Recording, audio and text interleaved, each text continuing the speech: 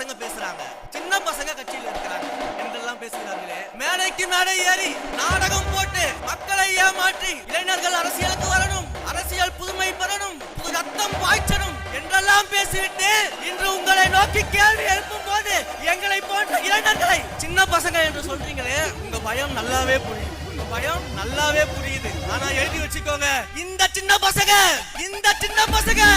2026 தேர்தலில் உங்கள் ஆட்சிக்கு முடிவுரை எழுதி எங்கள் தலைவரின் நல்லாட்சிக்கு துவக்க உரை எழுதுவோம். இதை நடத்தியே தீர்வோம். எத்தனை அதட்டல்கள், உருட்டல்கள், மிரட்டல்கள் வந்தாலும் அஞ்ச மாட்டோம். தேர்தல் களத்தில் உங்கள் கதை முடிக்கும் வரை வாழ மாட்டோம். என்னுடைய உரையின் இறுதியாக சுருக்கமாக ஐயன் வள்ளுவனின் வாக்கை மட்டும் சொல்லி நான் விடைபெறுகிறேன். முறை செய்து காப்பாற்றும் மன்னவன் மக்களுக்கு இறையென்று வைக்கப்படும். நீதி தவறாமல் மக்களுக்காக கடமையாற்றக்கூடிய ஆட்சியாளர் கடவுளாக போற்றப்படுவார். நம் தளபதி வரும் காலத்தில் மக்கள் மனதில் போற்றப்படுவார், போற்றப்படுவார், போற்றப்படுவார்.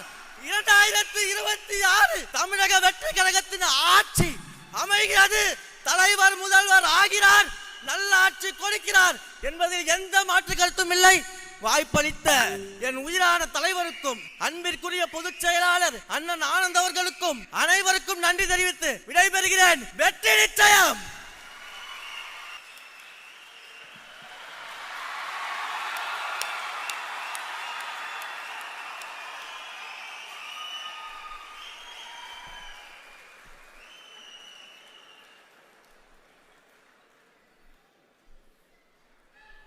அருமை அருமை.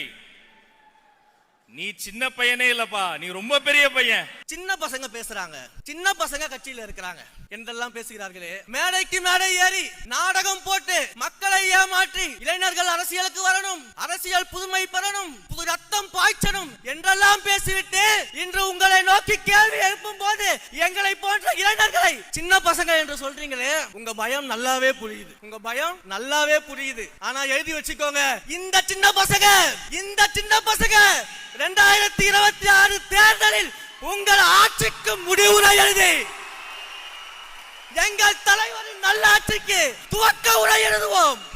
இதை நடத்தியே தீர்வோம். எத்தனை அதட்டல்கள், உருட்டல்கள், மிரட்டல்கள் வந்தாலும் அஞ்ச மாட்டோம். தேர்தல் களத்தில் உங்கள் கதை முடிக்கும் வரை வாழ மாட்டோம்.